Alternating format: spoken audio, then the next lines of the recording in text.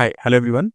Exam नज़दीक है, काफ़ी स्टूडेंट्स के मेरे पास क्वेरीज आ रही हैं और कुछ कॉमन क्वेरीज हैं जिसको आई जस्ट थॉट कि मैं एक वीडियो बना देता हूँ और उसमें उन सबको डिस्कस कर लूँगा सो दैट अगर आपकी भी वही प्रॉब्लम्स है तो वो वहाँ पर सॉल्व हो पाए। ठीक है।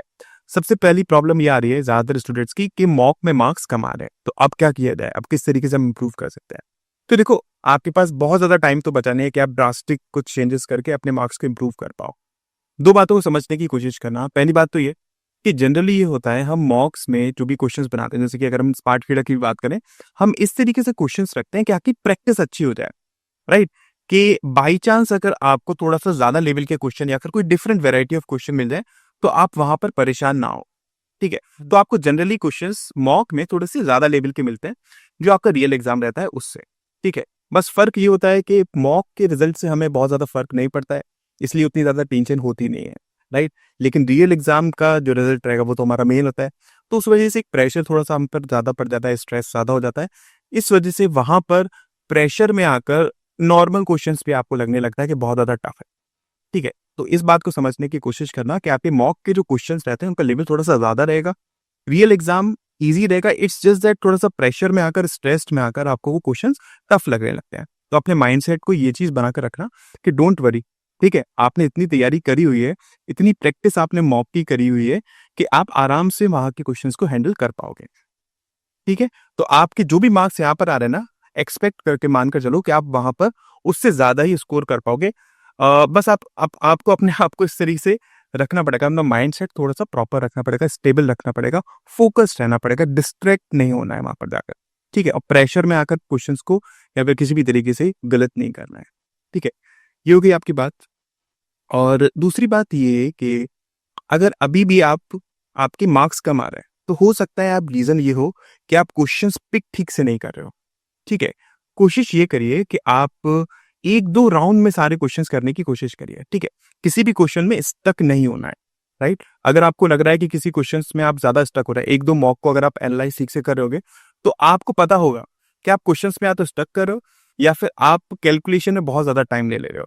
अगर क्वेश्चंस में ज़्यादा स्टक हो रहे हो, तो वही 2-3 राउंड का आप यहाँ पर पैटर्न यूज़ कर सकते हो कि एक राउंड में आप करते हुए चलो क्वेश्चंस का आपको जो सीक्वेंस लेकर चलना है वो वही है कि speed math, then DI, then arithmetic, ठीक है? पहले राउंड में आपने क्वेश्चंस करे, पहले राउंड में आपने सबसे पहले स्पीड मैथ और डीआई की क्वेश्चंस कर लिए। लेकिन ये नहीं है कि स्पीड मैथ और डीआई अगर आपको दिखे तो सारे क्वेश्चंस करने ही करने हैं।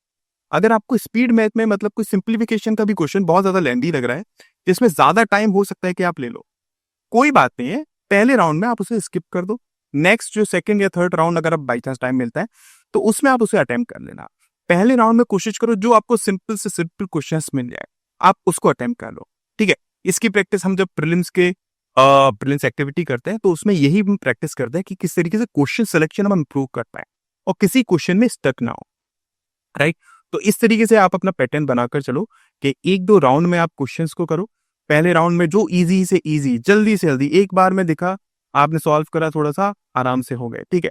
दूसरी बार में आओ, थोड़े-से लव जो टफ क्वेश्चंस हैं, आपको लग रहा है टफ इन द सेंस जो पहले वाले में आपने करे उससे थोड़ा-सा ज़्यादा टाइम लग सकता है, तो उनको करने की कोशिश करो। इस तरीके से आप नेक्स्ट कुछ 4-5 मॉक में अपना स्ट्रेटजी चेंज करने की कोशिश कर लेना, बिकॉज़ अभी भी थोड़ा-सा टाइम है आपके पास।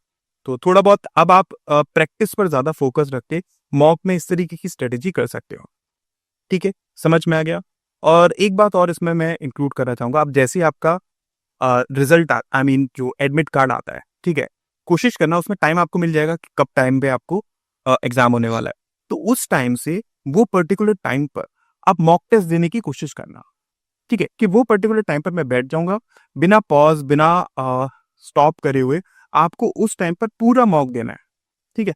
जिससे क्या होगा ना, एक आपका ब्रेन उस तरीके से वर्क करने लगेगा कि ये टाइम है, इस टाइम पर मुझे बैठना ही बैठना है और ये पूरे क्वेश्चंस मुझे सॉल्व करना है कि 45 मिनट या फिर 50-60 मिनट जो भी मेरे को पूरा एक जगह पर बैठना है, मुझे बैठे रहना है, ठीक है?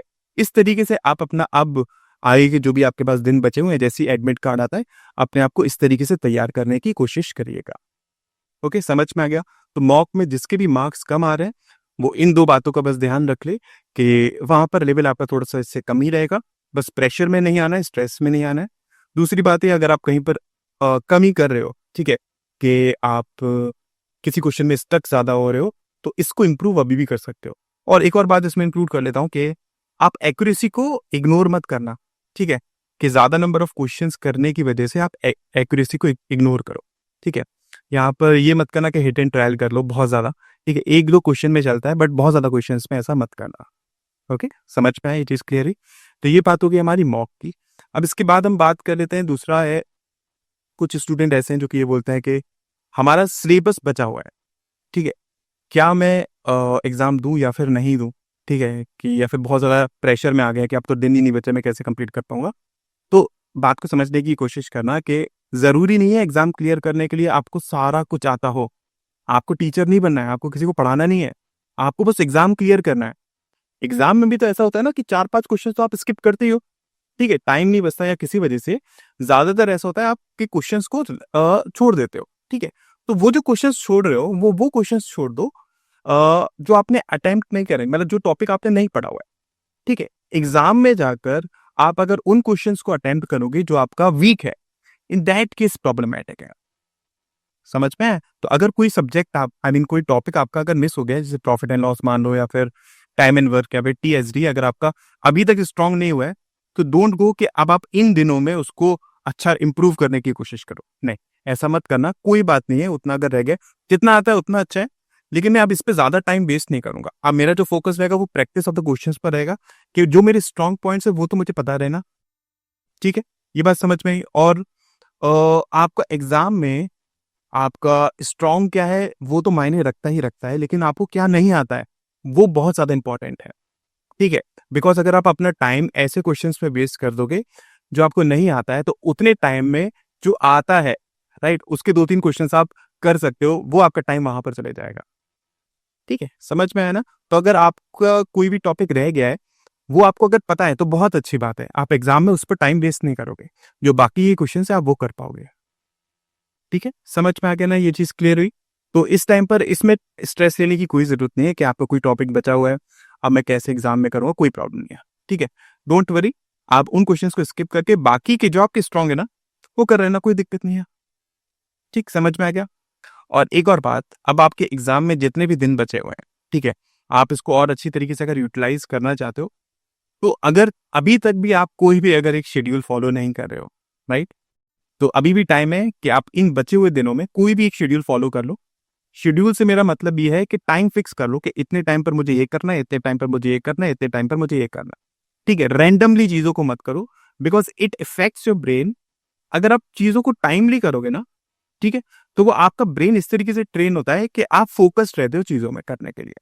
ठीक है? आप अगर रैंडमली कुछ चीज़ों को करोगे कि कभी आप मैथ उठा ली, कभी आपने रीज़निंग उठा ली, कभी आपने इंग्लिश उठा ली, इस तरीके से अगर आप कर रहे हो, तो आपका माइंड क्या है, वो खुद ही कन्फ्यूज़्ड रहेगा कि कब क्या करना है, उसको खुद को नहीं पता है।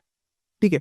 तो अपने आप को इस तरीके से ट्रेन करो कि टाइमली सब चीज़ें करो, जिससे कि माइंड आपका एकदम फ़ोकस्ड हो जाए। और जैसा कि मैंने बताया ना कि जैसे ही आपका एडमिट कार्ड आ जाएगा, उसमें टाइम आ जाएगा, तो उस टाइम पर अगर आप मॉक टेस्ट दोगे, तो वो बहुत ज़्यादा आपके लिए यूज़फुल रहेगा, बिकॉज़ आपके माइंड में रहेगा, वो एक ट्रेन माइंड इस तरीके से हो जाएगा कि आपको उस टाइम पर तो फ़ोकस्ड रहना ही रहना है। और जैसे मैंने बोला कि पॉज़ करके उन मॉक्स को सॉल्व नहीं करना, एक बार में बैठ गए बस उसको सॉल्व।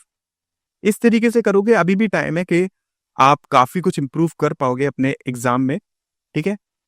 All the best. और अगर आपकी और भी कोई क्वेरीज़ है, कोई डाउट्स है, जो कि आपको लगता है कि अभी आप इम्प्रूव नहीं कर पा रहे हो, ठीक है? तो मुझसे पूछ लेना, मैं उन्हें और एक्सप्लेन करने की कोशिश करूँगा। हो सकता है कि कुछ मेरे पॉइंट्स मिस हो गए हों, कुछ रह गए हों, तो मैं वहाँ पर उन्हें डिस्कस कर लूँगा, ठीक है? बाकी अगर आप मुझे फ़ॉलो करना चाहते हैं, तो टेलीग्राम पर सर्च कर लीजिएगा तरुण सर एस के नाम से। मैं आपको वहाँ पर मिल जाऊँगा। जब भी मैं फ्री होता हूँ, आप अपने मैसेजेस ड्रॉप कर सकते हैं, मैं आपको रिप्लाई ज़रूर करूँगा, ठीक है? Thank you so much.